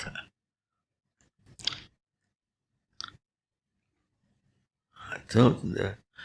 ఎవరైనా ఒక వనిత తన మొగుడిని గుర్తించాలనుకోండి, మొగుడిని ఎట్లా గుర్తిస్తుంది? కనపడిన మగవాళ్ళందరినీ పిలిపించి, నువ్వు నా మొగుడు కాదు పో, ఇంకో మొగుడిని పిలిచి, ఇంకో మగవాడిని పిలిచి, నువ్వు ఆ మగవాడు నా మొగుడు కాదు పో అంటుందా? అది ఏదు. తన మొగుడిని గుర్తించడం ఎక్కడి నుంచి గుర్తిస్తుంది? ముందు తను ఆ మొగుడితో ప్రవర్తించేటప్పుడు అభౌతికమైనటువంటి దర్శనం చేసిందో దాన్ని భౌతికంతో సమన్వయం చేసి గుర్తించి వెంటనే గుర్తించేస్తుంది. అట్లాగే మరి ఆడవాళ్ళు కూడా పెళ్ళాన్ని గుర్తించాలంటే ఏం చేసి దారి ప్రతి ఆడవాళ్ళని పిలిచి చూసి నువ్వు నా పెళ్ళ కాదు పో, నా పెళ్ళ కాదు పో అన్నాడు. అట్లాగే ప్రతి విషయంలో ప్రవర్తిస్తూ నువ్వు ఉనికి కాదు పో, నువ్వు ఉనికి కాదు పో అంటాడా? అంటే ఉనికి రిలేషన్షిప్ లేదు, ఎలిమెంట్ ఆఫ్ ఎగ్జిస్టెన్స్ అక్కడ లేదు అని మనకు బాగా తెలుస్తుంది. ఇది ఎంత బాగా తెలియాలంటే మనం మన ఎక్స్పీరియన్స్ అని ఎట్లా అంటాం, పని చేసుకుంటూ పోతుంటే మనకు తెలియకుండా ఎక్స్పీరియన్స్ పెరిగిందని ఎట్లా అంటామో అట్లాగే మనకు మన దర్శనం బాగా తెలుస్తుంది. అట్లా చేయడం కోసమనే కర్మ చేయాలి. మా దేశంగోస్త కర్మని. కనుక చేయకుండా ఉంటాం అనేటువంటిది కాదు. మనం ఏం చేస్తున్నామో గుర్తించాలి. చేయకుండా ఇంతదాకా గుర్తించాలంటే నేను బయట ఏమి చేయటంలా, నా ఇంద్రియముల యొక్క సత్తా తెలుసుకుంటున్నా. ఇంకా దానికి చిన్న ఉదాహరణ చెప్పుకుంటాం. ఒకప్పుడు ఒక ఫ్యాక్టరీలో అతను పనిచేస్తూ అతను చేసేవాడు. తనకు ప్రమోషన్ ఇవ్వలేదని కొంచెం బాధపడతాడు. అప్పుడు ఏం చెప్పింది, ప్రమోషన్ అనేది ఈ రోజులు అయిపోయింది. ప్రమోషన్ ఇవ్వలేదని చెప్పేసి నువ్వు పని చేయకుండా ఉంటే, ఒక ఆర్టిజన్ పని చేయకపోతే నీ చేయి దెబ్బతింటుంది, వర్క్మెన్షిప్ దెబ్బతింటుంది. అది నీది. దాన్ని పాటు చేసుకోకూడదు. వాళ్ళు ఇవ్వకపోతే కనుక నీది నువ్వు చేసుకో అని ఎట్లా ఉంటుందో అట్లాగే లోకంలో ఏమవుతాయి కనుక ఆ మాట తర్వాత లోకంలో కూడా వస్తుంది. అవునా? మా దేశం యోగస్థ కురు కర్మ అని అన్నారు. కర్మాణి యోగస్థ గురు యోగే తిష్టతి, యోగమునందు స్థిరంగా ఉండి అన్నారు. యోగం అంటే ఏమిటంటే చేరుట. దేని చేరాలి? తన స్మృతిని తాను చేరాలి. తన స్మృతిని చేరాలి. ఏ స్మృతిలోంచి తనకు స్ఫురణ వస్తుందో ఆ స్మృతి అనేది తనకు బ్యాంక్. అది తన element bank of his element of existence. అక్కడ చేరాలి. అది యోగం. దాన్ని దృష్టిలో పెట్టుకుని చెయ్యి. అంతేకాని ఈ డబ్బు దశకాలు లెక్క పెట్టుకోవడం కాదు, ఇటువంటి పోయేది కాదు. ఇవన్నీ వేర్ అండ్ టేర్ థింగ్స్. ఇవన్నీ తనకు మృత్యు స్వరూపాలు. తను ఉండడం అనేది తనకు అమృత స్వరూపం. దాన్ని చేరుకోవటం తనకు యోగం. యోగస్థ, దాని యందు దృష్టి పెట్టుకొని కర్మాణి కురు. మళ్ళీ చెప్పుకుంటాం, కర్మాణి అంటే ఎన్ని కర్మలు చేయడం అర్థం కాదు. అంతరింద్రియంలో కర్మ కానీ, ఇంద్రియంలో చేష్ట కానీ, బయట పనులు కానీ. అంతరింద్రియంలో చేష్ట ఏ దృష్టితో చేస్తావో ఇంద్రియంలో చేష్ట కూడా అట్లాగే చేయాలి. బయట పనులు కూడా అట్లాగే చేయాలి. అప్పుడు ఏమవుతుంది? బయట పనులు కూడా అతను కర్మే చేస్తున్నాడు కానీ బయట పని చేయటం లేదు, క్రియ చేయటం లేదు. దానికి లెవెల్ ఎట్లా, దానికి ఎస్టిమేషన్ ఎట్లా ఉంటుంది, కౌంటింగ్ ఎట్లా ఉంటుందంటే అది నాకు కర్మ అంటే that should dictate me, or that should guide me, or that should be my point of grasping. ఏమిటది? తన ఉనికి స్మృతి. ఉనికి స్మృతిని గ్రహించేటటువంటి అవకాశంగా ఉండాలి కానీ బయట పనిచేస్తున్నట్టుగా ఉండకూడదు. అది కర్మ. కర్మాణి అంటే బహువచనం పదం. విషయాలుగా ఎన్ని పనులు చెప్పుకున్నా కూడా కర్మాలు చెప్పుకోవచ్చును. కానీ చెప్పుకోవచ్చును యజ్ఞం, యాగము, పూజలు చేస్తారు. యజ్ఞం, పూజ అంటే ఏమిటి అర్థం కాదు. పూజ అంటే భగవంతుడితో ముఖాముఖి సంభాషణ. ఈ సందర్భంగా నేను అక్కడ చెప్పుకున్నది మళ్ళీ మీకు చెప్పుకుంటాం. ఏం చేస్తారు? మగవాళ్ళు మీసం పోషించుకుంటూ ఉంటారు. మీసంలోనే మగతనం అంతా ఉందనుకుంటుంటారు. ఆ మీసం ఎక్కడ ఉంటుంది? ఇక్కడ ఉంటుంది. మీసం మనకి ఏమైనా కనిపిస్తుందా? తనకు కనిపిస్తుంది? చెప్పండి కనిపిస్తుంది? కనిపించదు. దాని అందం మనకు కనిపించదు. మన అందం ఇతరులకి అందం చూపించడం కోసం తను మీసం పోషిస్తాడే కానీ తన కోసం అని ఆలోచన చేస్తే దీన్ని ఎంత ముఖం అంటారు. ఏమంటారు? చెప్పండి, ఏమంటారు? ముఖం అంటే కను అవధారణే ధాతు చూపిస్తారు. తవ్వటం అన్నమాట. ఇక్కడ ఏం చేస్తుందంటే తవ్వటం అనేటువంటి వ్యక్తి వ్యవస్థ జరుగుతూ ఉంటుంది. ఎప్పుడు జరుగుతుందట. ఏం తవ్వటం అంటే తనకు అందనటువంటి తన సచ్చిదానంద స్మృతిని తవ్వి తీసుకున్నట్టుగా ఉంటుందట. దేనిలో ఉంటుంది అంటే ముందు కన్ను ఉన్నది. కన్ను ఏం చూస్తుంది? ఇందాక ఏం చెప్పాను, అది చూశానంటుంది. అట్లా కాకుండా కన్ను చూసినప్పుడు దేన్ని చూశాను? చూస్తున్నదని నాకు తెలుస్తుంది. అవునా? నాకేం తెలుస్తుంది? దాన్ని చూస్తున్నదని తెలుస్తుందా? లేకపోతే నేను చూసేటప్పుడు తేడా వస్తే నా బుద్ధిలో కానీ మనస్సులో కానీ ఎట్లా తేడా వచ్చిందో నాకే తెలుస్తుందా? ఆ తెలుసుకోవటానికి చూస్తున్నానా, దాన్నే చూస్తున్నానా? బయట ఏం పని చేసినా కూడా ట్రాన్సాక్టింగ్ ఇప్పుడు అట్లాగే ఉంటుంది. ఆ తర్వాత అట్లా ఎందుకు చూస్తున్నాను? నా స్మృతిని నేను స్థిరంగా నిలుపుకొట్టుకోవాలని తీసుకుంటున్నాను. అంటే everything boils down to this. నా ఉనికి దర్శనం కోసం ఉంటుంది అనమాట. అట్లా ఇప్పుడు మీరు ఏమి వింటున్నారు? మాటలు వింటున్నారా? మాటలు వెనుక వస్తున్నటువంటి ఒక బోధ వింటున్నారా? ఆ బోధ తనకిట్లా మనకు వస్తుందో తింటున్నారా? తను ఎంతవరకు తీసుకోగలుగుతున్నారో చూస్తున్నారా? ఆ తీసుకున్నందువల్ల తన స్మృతి తనకి ఎట్లా అందిందో చూసుకుంటూ వింటున్నారా? అంత దాకా డెప్త్లో ఉంది. ఇది తవ్వటం అంటే. చెవి ఇక్కడ ఉంది, అర్థమైందా? కన్ను ఇక్కడ ఉంది, చర్మం ఇక్కడ ఉంది, ఇంకా రసనేంద్రియం ఎక్కడుంది, ఘ్రాణేంద్రియం ఎక్కడుంది, మెదడు కూడా ఇక్కడే ఉంది. ఇవన్నీ ఏం చేస్తున్నాం? బయట పనిచేస్తున్నట్లుగా ఉండి తన స్మృతిని తాను అభ్యాసం చేసుకుంటుంది. ఇందాక ఏం చెప్పుకున్నాం? పిల్లలు పాఠాలు చదువుకుంటూ బుద్ధిని సేద్యం చేశారని చెప్పుకున్నాము. మనం బయట తిరుగుతూ తన స్మృతిని తాను ఎట్లా గ్రహిస్తున్నాడో, ఎట్లా వ్యక్తం చేస్తున్నాడో. ఎట్లా గ్రహిస్తున్నాడు? చెప్పండి, ఎట్లా గ్రహిస్తున్నాడో, ఎట్లా వ్యక్తం చేస్తున్నాడో దాన్ని మనం సేద్యం చేస్తున్నాం. సేద్యం అంటే అర్థమవుతుంది మీకు? ప్లవింగ్. భూమిలో ఎట్లా దున్ని పంట పండిస్తాము అట్లా చేసుకుంటాం. అండ్ రీప్ ది కాన్సిక్వెన్స్, లేకపోతే రీప్ ది ఫ్రూట్ అంటారు. మనకేం కావాలో మనకు అది వస్తుంది. పంటను మనం తీసుకుంటాం, పుష్టిగా తీసుకుంటాం. ఆ అభ్యాసం మనం చేస్తున్నాం కనుక అది యోగం. ఆ దృష్టితో కర్మాణి కురు, యోగస్థ కురు కర్మాణి సంగం త్యక్త్వా ధనంజయ. ఆసక్తిని విడిచి అన్నారు. ఆసక్తిని విడిచి అంటే దేనింద ఆసక్తిని విడిచి, మళ్ళీ చెప్పుకుంటున్నాం, మీసమునందు ఆసక్తి విడిచేసి ముఖమునందు ఆసక్తి పెట్టాలి. ముఖం ఏం చేస్తుంది? ఇది ఇందాకేం చెప్పుకున్నాం, పంచ జ్ఞానేంద్రియములు ఉన్నాయి, మెదడు ఇక్కడ ఉన్నాయి, కానీ మనకు కనిపించదు. ఎందుకు కనిపించదు? స్థూలంగా కనిపించదు. ఎందుకు స్థూలంగా కనిపిస్తుంది అంటే దాన్ని సూక్ష్మంగా దర్శనం చేయాల్సిన స్వరూపం అది. అర్థమవుతుందా? సూక్ష్మంగా దర్శనం చేయవలసింది కనుక ఇదన్నీ ఇంతవరకు కనిపిస్తుంది. తన దేహం కూడా పూర్తిగా కనిపించదు. ఆ మాటకు వస్తే అంతకంటే ఎక్కువగా ముఖం అసలే కనిపించదు. ఎందుకు? అది తవ్వి తవ్వి తన ఉనికి దర్శనం చేయవలసినటువంటి అవకాశం కంటే వేరుగా దాన్ని వాడటానికి వీలు లేదని విధంగా తనకు కనిపించదు. తన పృష్ఠం బ్యాక్ కూడా కనిపించదు. పృష్ఠం అంటే వెనకాల అసలు కనిపించదు. ఎందుకు కనిపించదు అంటే తనకు ఆధారము సచ్చిదానంద స్మృతి. ఇది కాదు, ఏనాటికైనా ఇది కాలిపోయేది, సజీవంగా ఉండేది సచ్చిదానంద స్మృతి. సో మన అటెన్షన్ ఎప్పుడు కూడా కాన్షియస్నెస్ అంటారు దీన్ని. మన కాన్షియస్నెస్ దాని మీద వర్కౌట్ చేసేటట్టుగా అట్లా మనిషి యొక్క మనసు, బుద్ధి, చిత్తం, సంస్కారం అంతా కూడా డిజైన్ చేయబడింది. ఆ తర్వాత దానికి తగినట్టుగా దానికి సపోర్టింగ్గా దేహం డిజైన్ చేయబడింది. అన్నీ ఇచ్చి పని చేయించాలి. ఎట్టాగో అట్లాగే అన్నీ ఇచ్చి ముక్తిని సాధించాలి. మనకు భ్రాంతి, భ్రమ, మోసము, మాయ ఇవన్నీ కూడా మనం కల్పించుకున్న మాటలు. లోకంలో ఏమంటారు? Failure is the stepping stone for success. Failure is not the stepping stone for failure.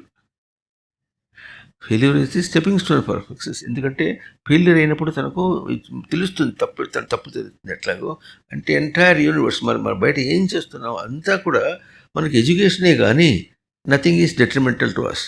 మనకు వ్యతిరేకంగా ఏది లేదు. అది మనకు బాగా అభ్యాసం కావాలి, అవేర్నెస్లో రావాలి.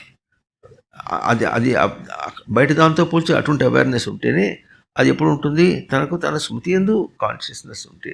I'm conscious of my self, I'm never conscious of anything external. ఈ పదము తప్పుగా వాడతారు. I'm conscious of my job, అది ఇట్లా అని అంటారు. కాదు, I'm conscious of my self. నా స్మృతి ఎందుకు కాన్షియస్నెస్ అనేది దాన్ని ఇందాక చెప్పిన దానిలో ఎట్లా సత్ చైతన్య ప్రకాశ నివాస విచారణ జ్ఞాన సమృద్ధి. సమృద్ధి అంటే అకాంప్లిష్మెంట్, పూర్ణత్వం. ఆ పూర్ణత్వానికి అందుకునేంత వరకు మనం చేయాలి. కనుక సంగం త్యక్త్వ, దేని ఎందు ఆసక్తి పెట్టుకోవద్దు. పెట్టుకుంటే ఏమవుతుందంటే లోకల్లో తెలిసిపోతుంది. ఆశ పోతే నిరాశ అయింది. దాని మీద దృష్టి పెట్టేటప్పటికి అసలుది పోయింది. ఇది మన లోకంలో మనకు తెలుస్తుంటే. అట్లాగే బయట దేని ఆసక్తి పెట్టుకున్నప్పటికీ కూడా నీ స్వరూపం, నీ గ్రహింపు, అసలు నీ ఉద్యమం ఏమిటి, సచ్చిదానంద స్మృతి కోసం ఎట్లా ప్రయత్నం చేస్తున్నావో ఆ ఉద్యమం కూడా మనకు ఇరుకులు లేకుండా పోతుంది. సిద్ధ్యసిద్ధ్యోస్తమో భూత్వా సమత్వం యోగ ఉచ్యతే అన్నారు. సిద్ధి అసిద్ధ్యో సమః భూత్వా అన్నారు. సిద్ధి అనే పదం ఎట్లా ఉంటుందంటే లోకంలో ఇది జరిగింది, నేను అనుకున్నది అయిపోయింది. ఎట్లా? పిల్లలందరూ పెళ్ళిళ్ళు అయిపోయినాయి. ఇప్పుడు మీకు ఇంకా వయసు రాలే. పిల్లలందరూ పెళ్ళిళ్ళు అయిపోయినాయి, అంత హాయిగా ఉంది, ఎవరి వాళ్ళు పని చేసుకుంటున్నారు, నేను హాయిగా ఉన్నాను అంటాడు. ఏం హాయిగా ఉన్నావు? ఆ హాయిగా ఉన్నవాడు చావదు. క్రిస్టియానిటీ వాళ్ళు ఇక్కడ ఎవరైనా ఉన్నారా? క్రిస్టియన్స్ ఎవరైనా ఉన్నారు? అప్పుడు ఉంటే జీతాలండి ఉన్నా పర్వాలేదు. వాళ్ళు ఏమంటారంటే దేవుడు మిమ్మల్ని రక్షిస్తాడు అంటాడు. ఏం రక్షిస్తాడు? వచ్చే రోగాలు వస్తూనే ఉన్నాయి, కష్టాలు వస్తూనే ఉన్నాయి, చచ్చిపోయేవాడు చచ్చిపోతూనే ఉన్నాడు. ఇంక రక్షణ అంటే ఎట్లా అనుకున్నాడు? అభౌతికమైన రక్షణ దాన్ని వివరించి చెప్పరు. దేవుడు మిమ్మల్ని రక్షిస్తాడు, దేవుడు రక్షిస్తారంటే రక్షిస్తాడని అనుకుంటుంటారు. ఎక్కడో చోట జరిగితే దాన్నే పట్టుకుని ఆ మతం పట్టుకుని అవస్థ పడుతుంటారు. మతం వద్దు, గీతం వద్దు.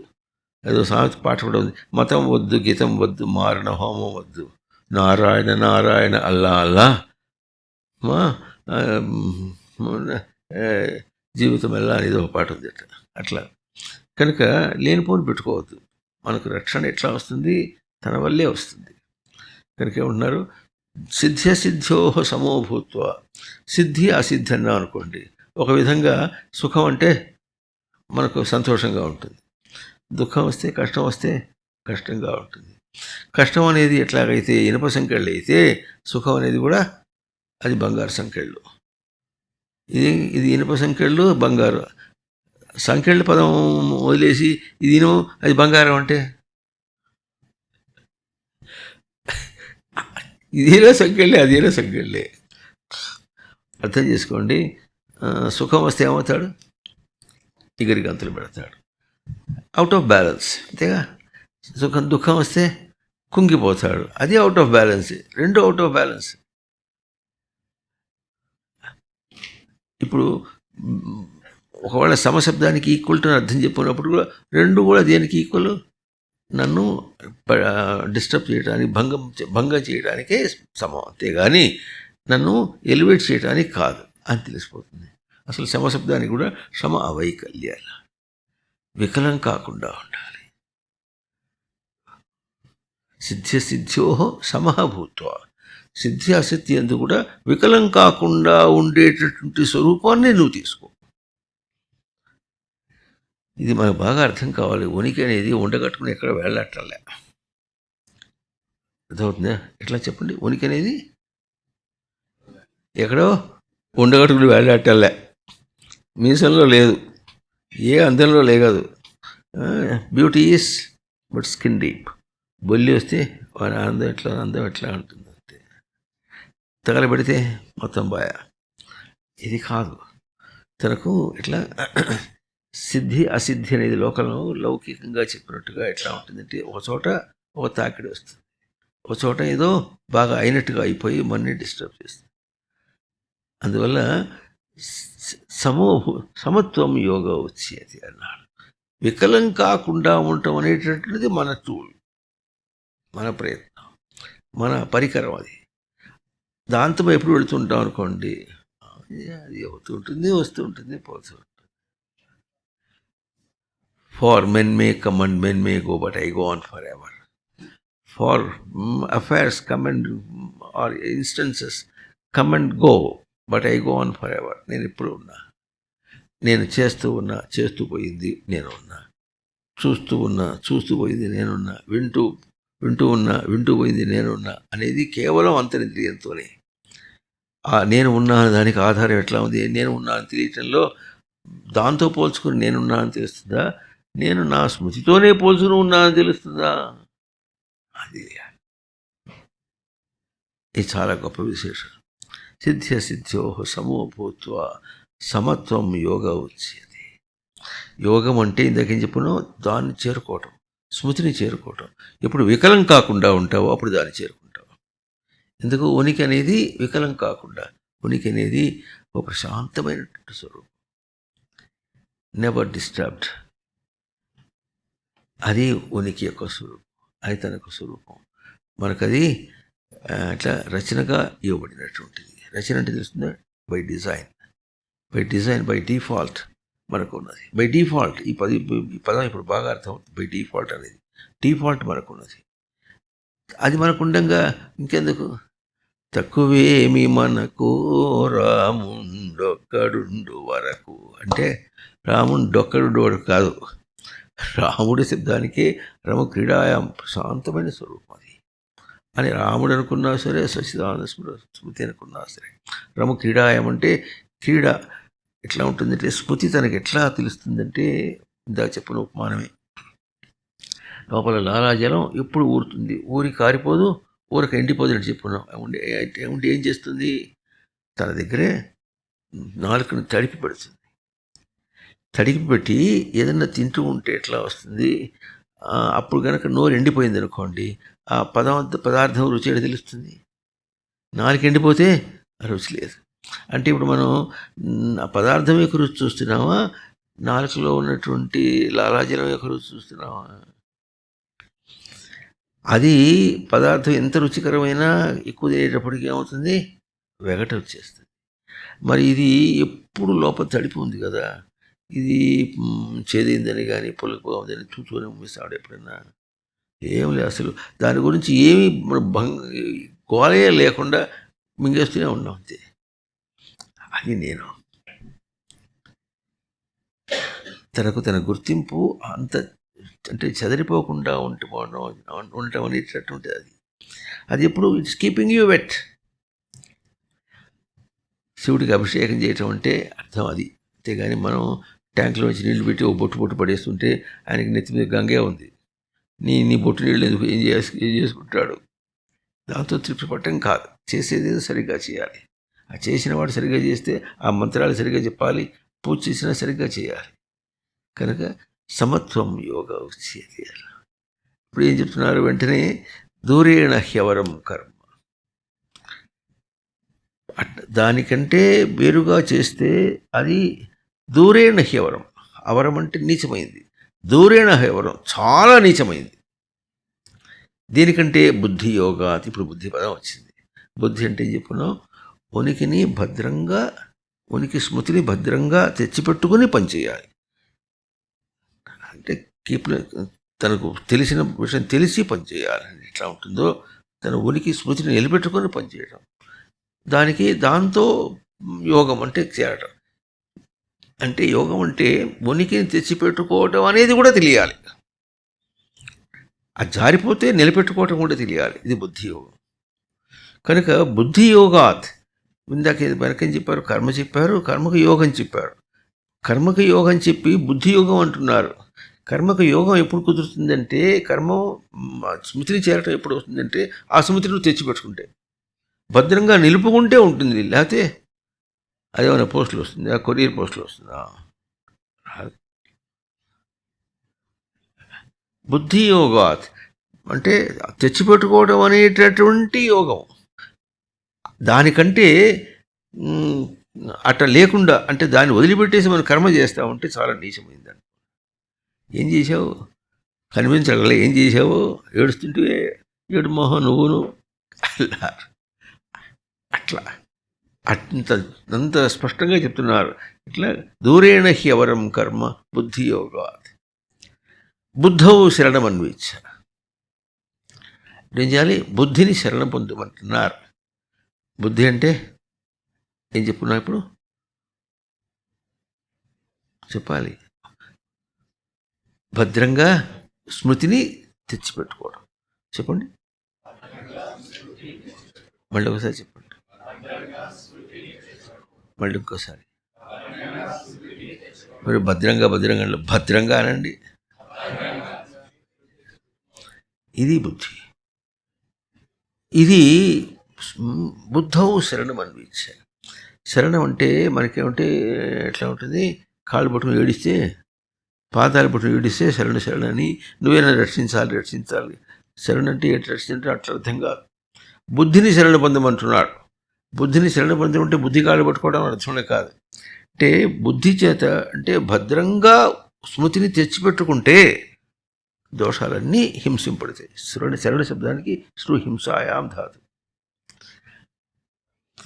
బుద్ధిని తెచ్చిపెట్టుకున్నందువల్ల విషయములన్నీ పోవటం అనేటటువంటి దాన్ని దాన్ని కోరు. అంటే తన ప్రయత్నం చేత తను ఎలివేట్ చేసుకుంటూ తన దోషాలను తీసేయటం అనేటటువంటి ఆ వ్యవస్థను నువ్వు ఆశ్రయించు. దాన్ని కోరు. అన్విచ్చ అంటే ఇచ్చ అంటే కోరుము. ఇచ్చ అంటే మరి కోరు ఏదైతే ఇక్కడ వాక్యం అన్విచ్చ, అది ధాతువులో పడుతున్నారు. కోరుము అను ఇచ్చ. ఇంకో దేన్ని ఆశ్రయించకు, ఇట్లాగే చెయ్యి. ఉనికి స్మృతిని నిలబెట్టుకొని మిగతా విషయాలని పోవటం అనేటటువంటి ఆ వ్యవస్థ. ఇందాకేం చెప్పారు? యోగం అంటే దాన్ని చేరుకోవటం. ఎట్లా చేరాలంటే భద్రంగా నువ్వు తెచ్చిపెట్టుకుని యువతలు దానివల్ల మిగతావన్నీ పోవటం అనేటటువంటి వ్యవస్థలో నువ్వు నడుచుకుంటూ అప్పుడు యోగమను. అట్లా అనుకుంటుంటే ఊరిని వస్తుంది ఏంటి తమాష ఏమిటి? బుద్ధౌ శరణమన్విచ్చ కృపణ ఫలహేతవ. అట్లా కాకుండా అది చేస్తే వస్తుంది, ఇది చేస్తే వస్తుంది, వాడిస్తే వస్తుంది, విడిదిస్తే వస్తుంది అనుకుంటే వాడు కృపణుడు అంటాడు. ఈ కృపణ శబ్దం సంస్కృతంలో ఎటువంటిదంటే నీచుడు అని చెప్పడానికి అతి నీచాతిమైనటువంటి పదం ఎంత ఉందో అది కృపణ శబ్దానికి అర్థం. కృపణా ఫలహేతవ. అదట్టయింది ఇదిట్టయింది ఎప్పుడు ఏడుపంతా అదిట్టయింది ఇట్టయింది వాడేవాడో కారణం, ఎప్పుడు పెద్దానికి వాడే కారణం ఉంటాడు. భగవద్గీతలో కూడా అథ కేన ప్రయుక్తోయం పాపం చరతి పురుష మీకు చెప్పారు రోజున మాతవారు. అనిచ్ఛన్నపి వార్ష్ణేయ బలాజీవని యోచిత. అసలు అసలు ఇట్లాంటి పనులంతా మనిషి ఎందుకు చేస్తాడు మాధవ? వాడికి ఇష్టం లేనప్పటికీ ఎవడో బలవంతంగా బడిపెట్టి నెట్టినట్టుగా చేస్తాడు. ఎందుకు చేస్తాడంటే ఒట్టి పనికిరాని ప్రశ్న ఇది అర్జున అన్నాడు స్వామి. ఎట్టన్నాడు? ఒట్టి పనికిరాని, ఒట్టి కూడా అల్లే ఒత్తి చెప్పాడు. ఒట్టి పనికిరాని ప్రశ్న. దానికి ఉపమానం చెప్తాడు. ఎట్లా? తనకి ఇష్టం లేనప్పటికీ అంటున్నావే, ఇష్టం లేకుండా ఎవడైనా ఎప్పుడు పని చేస్తాడా? నీకు ఇష్టం లేదు కదా, నేను పేడ పెడతా తింటావు, ఎవడ తింటాడా? ఇట్లాగే ఆలోచించాలి. అప్పుడే దానికి హింస జరుగుతుంది. ఎవడు తినడు అంటే తింటున్నావు అంటే ఇష్టం ఉంది అన్నమాట.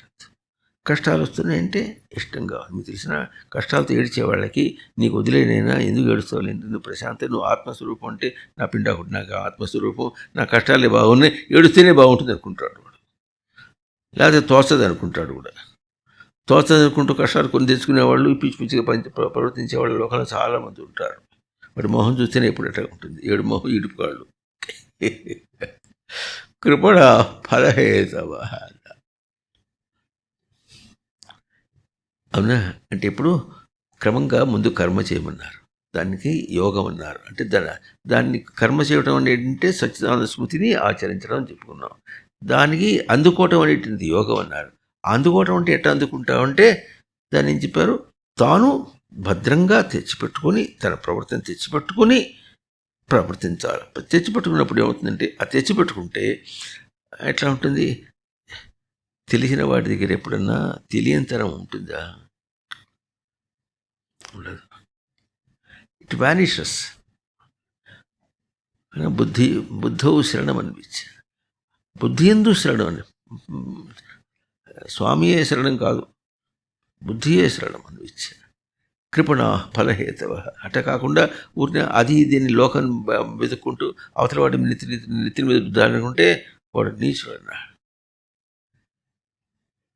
తర్వాత శ్లోకంలో ఇప్పుడు చూడండి మళ్ళీ, బుద్ధియుక్తో జహాతీహ ఉభే సుకృత దుష్కృతి. నువ్వు బుద్ధియుక్తుడు అయితే, ఇందాకేమన్నారు? బుద్ధియుక్తుడు కావమన్నారు, బుద్ధిని శరణ పొందమన్నారు. నువ్వే కనుక అటువంటి బుద్ధితో ఉన్నవాడు అయితే, అట్లా ఉన్నవాడు ఏం చేస్తాడంటే వాడి మొహాన్ని ఎట్లా రీడింగ్ చేయాలంటే, నాకెందు లేదు, నాకు బుద్ధి ఉందిలే, నీకే బుద్ధి లేదు అంటేవాడు, ఇట్లా అన్నవాడు వాడు బుద్ధి విషయాలు తెలిసినవాడు కాదు. బుద్ధిని కానీ తెలిసినవాడైతే బుద్ధియుక్తో జహాతీహ ఉభే సుకృతి. ఇక్కడ ఇక్కడే వాడు ఏం చేస్తాడంటే ఉభే సుకృత దుష్కృతే జహాతి. ఒక సుకృతము ఒక దుష్కృతము అనే బయట దాంతో పోల్చుకున్నటువంటి దాన్ని వాడు చేస్తాడు. బయట దాంతో ఏముంది కనుక ఆఫ్టర్ ఏం లేదు. అవుతుందా? ఏం చేస్తుంది? అసలు విషయాలు ఎట్లా వచ్చినాయంటే, మనం ఎప్పుడైనా లోకంలో కోపం వస్తే ఏం చేస్తామంటే వాడు లేని పొంది కొని తెచ్చిపెట్టుకుంటాడు అంటారా? చెప్పండి, అంటారా లేదా? ఎట్లా తెచ్చిపెట్టుకుంటాడు? కొని చేసి పెట్టుకుంటాడు. దేంతో కొని చేసి పెట్టుకుంటాడు? డబ్బులు ఇచ్చే కొని తీసుకుంటాడు, లేకపోతే ఇదే తీసుకుంటాడు, ఏదో చేసి కొని తెచ్చి పెట్టుకుంటాడు అని. అట్లా కాకుండా ఇప్పుడేమన్నారు? ఉభయ సుకృత దృష్టితే. ఇది మంచి పని అని, ఇది చెడ్డ పని అని లోకంలో మంచి చెడ్డ లేదు. అక్కడ విశేషం ఏమిటంటే, అక్కడ నేను ఎట్లా ప్రవర్తిస్తున్నాను, నేను నా స్వరూపాన్ని ఎట్లా నిలబెట్టుకుంటాను, నా స్మృతిని అట్లా నిలబెట్టుకుంటాను, అంతే పని. ఏం పని చేస్తున్నా ఇప్పుడు? ఇంతే పని చేస్తున్నా. అందుకని మీకు తెలిసిన ఇంగ్లీష్లో దీన్ని యూనివర్స్ అంటారు. యూనివర్స్ అంటే యూనివర్షన్, సింగిల్ వర్షన్, తన స్మృతిని తాను నిలుపుకోవడం, ఇంకోటి లేదు. మీరు చేయటంలే, అది కూడా ఇంకో విశేషం. ఆ మాటకు వద్దాం. ఇప్పుడు మీరు అంతకంటే ఇంకోటి చేయటంలే. మీరు డబ్బు కోసం చూడండి, డబ్బు కోసం ప్రవర్తిస్తున్నా అంటే డబ్బు ఎవరి కోసం? తన కోసమే. తన భార్య పిల్లల కోసం ఉంటాడు. ఉట్టి పిచ్చి మాట. తన భార్య పిల్లలు ఎవరు? వాళ్ళు తన కోసం. అంటే మళ్ళీ చివరికి తన కోసమేగా. తానెవరు? డబ్బు కోసం కకృతి పడేవాడా? కాదు. అది ఏదో చేసి తాను ఉండాలనుకున్నాడు. ఇది అపోహ. అంతేకాని అప్పటికీ తాను ఉండాలనుకుంటున్నాడు. తన ఉనికి కోసం ప్రయత్నం చేస్తున్నాడా? ఇప్పుడు భార్యాపిల్లల కోసం ప్రయత్నం చేస్తున్నాడా? డబ్బు కోసం ప్రయత్నం చేస్తున్నాడా? డబ్బు కోసం కాదు. అట్లాగే ఏడుస్తూ కానీ ఉండలేడు అనుకోండి. ఏడకపోతే తోచదు కనుక ఏం తోచాలి ఇప్పుడు? ఈ తోచడం లేదని లోకంలో బాగా ఉంటుంది. తోచట్లే అంటే ఏం తోచాలి ఇప్పుడు? నేను తోస్తా పట్టుంటే లెట్టిది తోచాడు. తోచడం అంటే సంథింగ్ స్ఫురణ లాగా రావటం అనమాట. ఏం తోస్తుంది అంటే ఉనికి స్ఫురణ. పనిచేస్తూ ఉంటే తోచినట్టు ఉంటుంది అంటారు. అది కూడా పనిచేస్తుంటే తోచినట్టు ఎట్లా ఉంటుంది? పనిచేస్తుంటే ఇంద్రియములు చైతన్యం చేస్తుంటున్నాడు. ఇంద్రియం చైతన్యం చేస్తున్నప్పుడు తన చైతన్యాన్ని దర్శనం చేసుకుంటున్నాడు. తన ఉనికి తెలుస్తోంది. అది అర్థం కావటంలే. పని లేకపోతే తోచదంటే మళ్ళీ విషయాత్మకంగానే మాట్లాడుతున్నా. ఆ పని లేకపోతే ఈ పని అది కూడా విషయాత్మకంగానే. అక్కడ ఏం చెప్తున్నాడో తన తోచడం అనేటువంటి స్మృతిని గురించి మాట్లాడుతున్నాడా, విషయంతో పోల్చి మాట్లాడుతున్నా అంటే అంత ఎట్లా ఉంటుంది? ఒక అగాధంలో పడిపోయినట్టుగా మాట్లాడేస్తాడు. కనుక ఇటువంటి మాటలు మాట్లాడదు. బుద్ధియుక్తో జహాతీహ ఉభే సుకృత దుష్కృతే. ఇది మంచి అనదు, చెడు అనదు, ఏమనదు. ఏమనాలి? Just going on. మనం చేసుకుంటూ వెళ్ళిపోతాం. చేసుకుంటూ వెళ్ళిపోతుంటే తనకు ఎట్లా ఉంటుందంటే దానికోసం చింతించే ఆలోచన చేసే అవకాశం ఇది. ఎందుకంటే కంటిన్యూస్ ప్రాసెస్. చూడండి, పని చేస్తున్నప్పుడు పనికి ఎట్లా అవుతుంది? పనికి ఎప్పుడు కూడా మొదలు, మధ్య, చివర. మేము ఒక పాట రాసుకున్నాం. విషయ విహారపు వింతయ విషయం విడిచిడి ధ్యానమా. విషయంలో ప్రవర్తించినప్పుడు విహారం చేస్తున్నా అనుకుంటున్నావా? దాన్ని విడిచేటటువంటి ఎట్టపోతుంది, ఎట్ట విడిచేద్దామని ధ్యానం చేస్తున్నావా? విషయములకు మర్యాద అంతే. విషయమును విడిచే మర్యాద, తను నిలుపుకునే మర్యాద. ఏం జరుగుతోంది ఇప్పుడు? కనుక బుద్ధియుక్తో జహాతీహ ఉభయ సుకృత దుష్కృతి. ఆ బయట దాన్ని చూసేంత ఓపిక నాకేది? నన్నే చూసుకుంటా. నన్ను చూసుకుంటూ పోతుంటే మీకు తెలిసిన సూర్యుని కిరణం ఎట్లా ఉంటుంది? మేఘాలే అడ్డం వచ్చినా ఏం వచ్చినా సరే తన కిరణం తన గట్టిగా ఉంటుంది. మేఘాలు అడ్డం వస్తే మనకు సూర్యుడు కనిపిస్తున్నాడా లేదా అని కాదు. మేఘాలు అడ్డం వచ్చినాయని మనకి తెలిసింది? మనకే తెలిసిందా? సూర్యుని వెలుగులో తెలిసిందా? ఆలోచించండి, చెప్పండి. తాం భాస్యేహి పీతార్కమండల నేవాం స్ఫూర్తిం సదా భావయన్. సూర్యుని వెలుగులోనే మేఘాలు కనిపిస్తున్నప్పటికీ సూర్యుడు లేరు, కనిపించట్లేదు అంటున్నాం మనం. అరే ఇవన్నీ మనకు తెలుస్తున్నాయంటే ఏ వెలుగులో తెలుస్తున్నాయి? తెలుసుకోవటానికి తనకు ఉన్నటువంటి స్మృతి ఏదుందో ఆ స్మృతిలో ఇవి తెలుస్తున్నప్పటికీ ఈ స్మృతియే లేదనంటే లేదని ఏం చేస్తాం? ఇది మంచిది, చెడుది, అది చేస్తే పుణ్యకార్యం, ఇది పుణ్యం చేస్తే పాపకార్యం అనుకుంటున్నాం. కాదు, అది విడిచిపెట్టేసి నియమబద్ధంగా రావడానికి అక్కడ నేను చెప్పుకున్నాను, ఇక్కడ మీకు కూడా చెప్పుకుంటాం. ఆడవాళ్ళు ప్యాంటు చొక్కాలు తీసేయాలి, చీర కట్టుకోవాలి, గోచి పెట్టి కట్టుకోవాలి వీలైతే. మగవాళ్ళు ధోతి కట్టుకోవాలి. ఆదర్శ పురుషులుగా మీకు మీ అయ్యగారు చేసిన పని. చాలా ఆదర్శ పురుషులు 30 సంవత్సరాల కింద వచ్చినట్టు మొదటి రోజున వచ్చారు, ప్యాంటు చొక్కా వేసుకుని వచ్చారు. ఆయన మా కంపెనీ నుంచి. ఆ రోజున కంపెనీ మీ ఎక్కడెక్కడో ఉండేది. వచ్చారంతే. కృష్ణ జయంతి ఉత్సవాలు జరుగుతున్నాయి. పొద్దున్న సాయంత్రం దాకా కూర్చున్నారు, అయిపోయింది. ఆ మర్నాడు ప్యాంటు తీసేసాడు, ధోతి కట్టుకుని వచ్చారంతే. అప్పటికి ఆయనకి ఎన్ని చెడ్డ అలవాట్లు ఉండేవచ్చు. మగవాళ్ళకి ఎంత ఉండే అన్నీ ఉండేవి. అన్నీ ఒక్క క్షణంలో పీకతుల పరిస్థితి. వెంటనే ఇది కాదనుకున్నాడు, ఇది నా స్వరూపం కాదనుకున్నారు, వదిలేశారు అంతే. ఇప్పుడు అది మీకు అందించడానికి కోసం ప్రయత్నం చేస్తున్నారు. వర్కింగ్ అవర్స్ మిమ్మల్ని కూర్చోబెట్టి చెప్పించడం అంటే ఇట్లా ఉంటుంది. Very rarely people do it. ఇంకో చోట ఒకటి ఉండేది, వాళ్ళు ధ్యానం ఏదో చేయిస్తారు. ధ్యానం కాదు, ఎడ్యుకేటివ్ వర్సులు దాని మీద పెట్టారు. ఇంకా ఓ విశేషం చెప్తాం. మఠాన్ని ఇక్కడ తీసుకొచ్చారు. మీ ఇది క్వార్టర్స్లో మఠానికి 2 ఎకరాల స్థలం ఇచ్చి మఠాన్ని ఇక్కడికి పిలుచుకొచ్చారు. అది చేశారు ఇప్పుడు మీ ఎండి గారితో సహా. ఎందుకు? ఆయనకు మీ మీద ఉన్నటువంటి ఎంత వాత్సల్యం ఉంటే వ్యవహారికంగా మీరు మీ మీ స్థానాల్లో మీరు ఉండి మీరు పని చేసుకుంటూ ఎడ్యుకేట్ యువర్ సెల్ఫ్. కానీ దానికి సపోర్టింగ్ కావాలి. దానికి సపోర్టింగ్గా మిమ్మల్ని ఇవ్వటం కోసం ఆయన ఎంత పని చేశారు. ఇట్లా పోవడమని ఆయన మాకు చెప్పలే, మేమే చేస్తున్నాం. ఎందుకంటే ఇది ఒక ఆదర్శ పురుషుడు. ఇటువంటి వ్యక్తి మాకు ఇంకో ఆయన కూడా ఉన్నాడు. ఆయన వేరే సందర్భంగా వస్తారు. అందువల్ల చక్కగా ఆయన ఇప్పుడు ఇదే విశేషంలో చెప్పుకుంటే మీరందరూ దోతి కట్టుకుని గోచిపెట్టి చీర కడతానంటే రైట్. ఆయన అంత స్పష్టంగా ఉంటారు.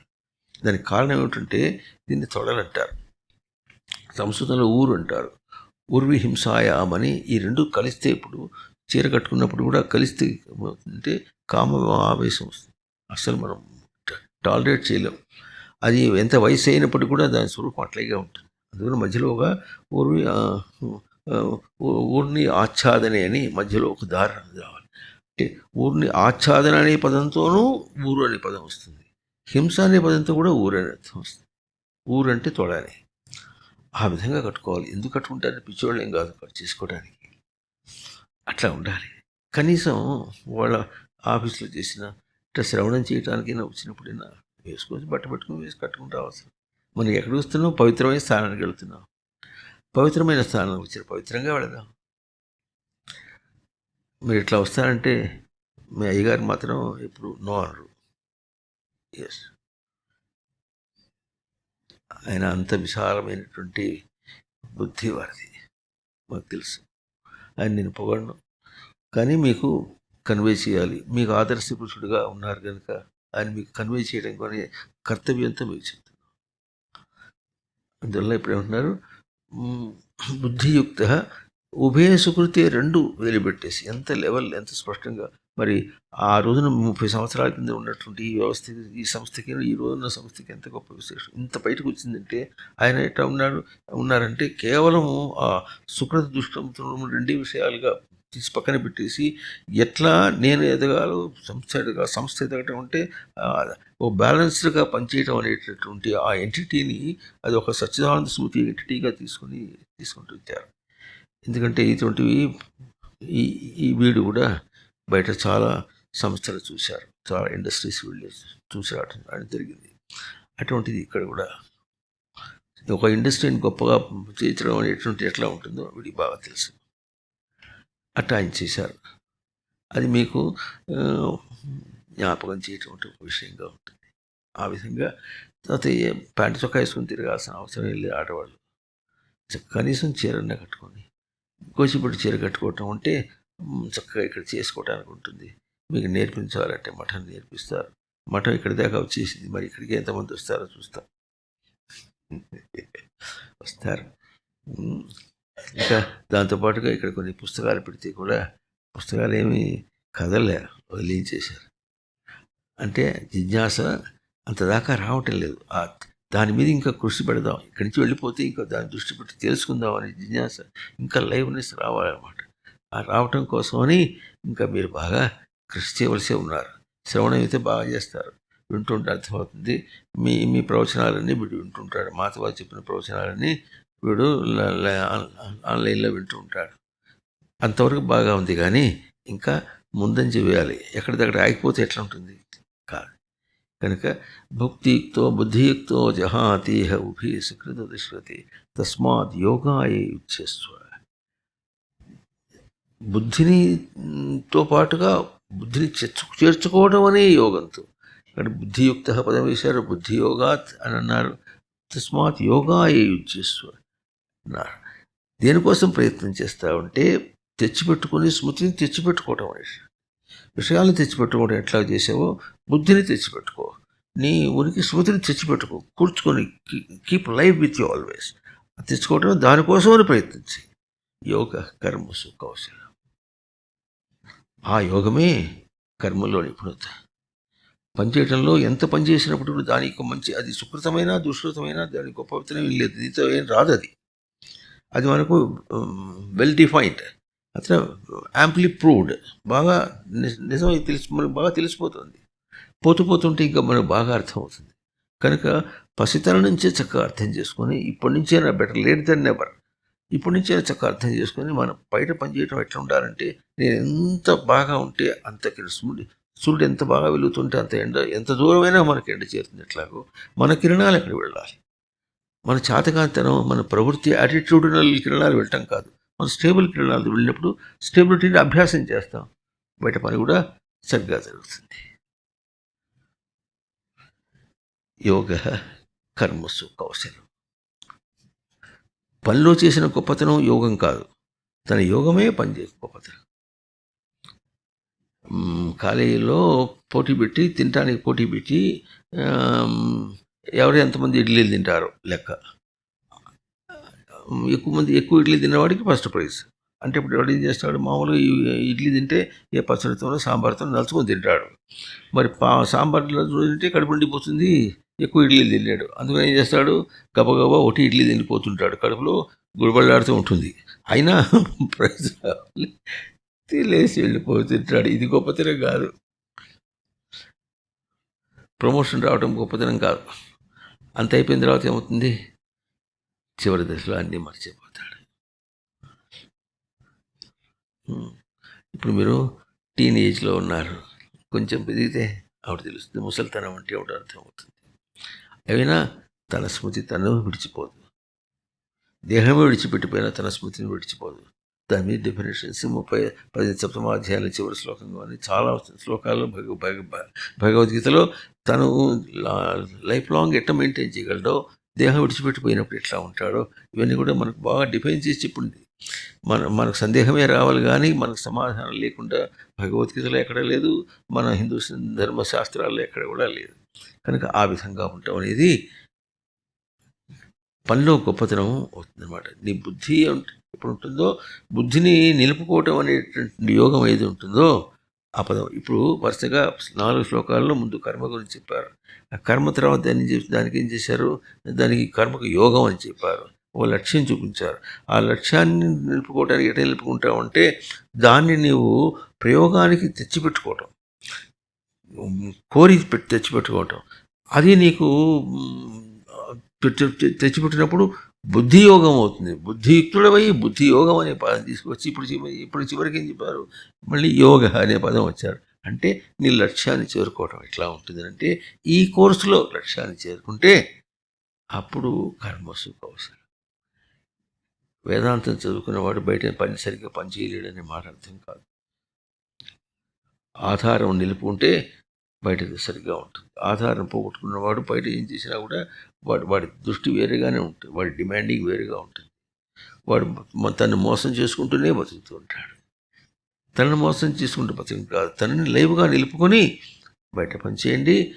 ఇట్లా లోపల పూర్ణత్వం ఉంది, ఆ పూర్ణ స్వరూపాన్ని ఎగదోయటానికి మీకు ఇంతగా ఏం చెప్పుకున్నాం, దేనికోసం వచ్చారో దేహాన్ని కూడా తగినట్టుగా రచన చేసి మనకి ఎట్లా ఉంచారో, మన అఫైర్స్, మన విషయాలన్నింటినీ కూడా ఘటనా చతురత అంటారు. స్వామి దగ్గర ఉండి ఏమి ఎట జరిగితే మనం మన చంచలమైనటువంటి భావం కాకుండా, చెడిపోకుండా చెదిరిపోకుండా ఉండే స్థితిని నిలుపుకోవడానికి ఏం కావాలో అటువంటి విషయాలు చక్కగా కూడి మనకు వస్తాయి గ్యారంటీ. మనమే తపస్సు చేస్తే మనకు కూర్చి రావడానికి స్వామి ఇక్కడ వైకుంఠంలో లేడు, తన దగ్గరే ఉన్నారు, తన అకౌంటింగ్లో ఉన్నాడు. మనం అకౌంట్ చేయాలి, మనం ఏం చేస్తున్నామో మనమే చేసుకుంటూ మన లెక్కకి మనమే వేసుకుంటూ పోతుంటే అంతవరకు మనం చేస్తే మన సంఘటనలన్నీ కూడా దానికి ఎగదోసేటట్టుగా ఉంటుంటాయి. ఏదో స్వామి చెప్తారు ఏమిటంటే, అదే కొలిచేవాడు ఒకటి ఉంటే ఎగదోసేవాడు ఒకటి ఉంటాడట. అట్లా ఎగదోసే స్వరూపం మన దగ్గరే ఉన్నది. You should be confident. చెప్పండి, కర్మణి ఏవ అధికారస్తే మా ఫలేషు కదాచన మా కర్మఫలహేతుర్భూ మా తే సంగోస్త్వ కర్మణి యోగస్థ కురు కర్మాణి. సరిగా చెప్పాలి, యోగస్థ కురు కర్మాణి కురు కర్మాణి అంటున్నారు మీరు. యోగస్థ కురు కర్మాణి సంగం త్యక్త్వా ధనంజయ సిద్ధ్యసిద్ధ్యో సమో భూత్వా. ఒత్తాలి, సిద్ధి సిద్ధి అంటున్నారు. సిద్ధ్యసిద్ధ్యో సమో భూత్వా. పలకట్లే, సిద్ధి ఒత్తాలి. సిద్ధ్యసిద్ధ్యో సమో భూత్వా సమత్వం యోగ ఉచ్యతే. దూరేణ హ్యవరం కర్మ బుద్ధియోగాత్ ధనంజయ బుద్ధౌ శరణమన్విచ్ఛ కృపణాః ఫలహేతవః బుద్ధియుక్తో జహాతిః ఉభే సుకృత దుష్కృతే తస్మాత్ యోగాయ యుజ్యస్వ. యోగ యుజ్యస్వ అనద్దు, సరిగ్గా తస్మాత్ యోగాయ యుజ్యస్వ. యుజ్యస్వ చెయ్యి అని అర్థం. తస్మాత్ యోగాయ యుజ్యస్వ. యోగ కర్మసు కౌశలం. ఓం గీతామృత ఆస్వాద ఆనందాయ నమః.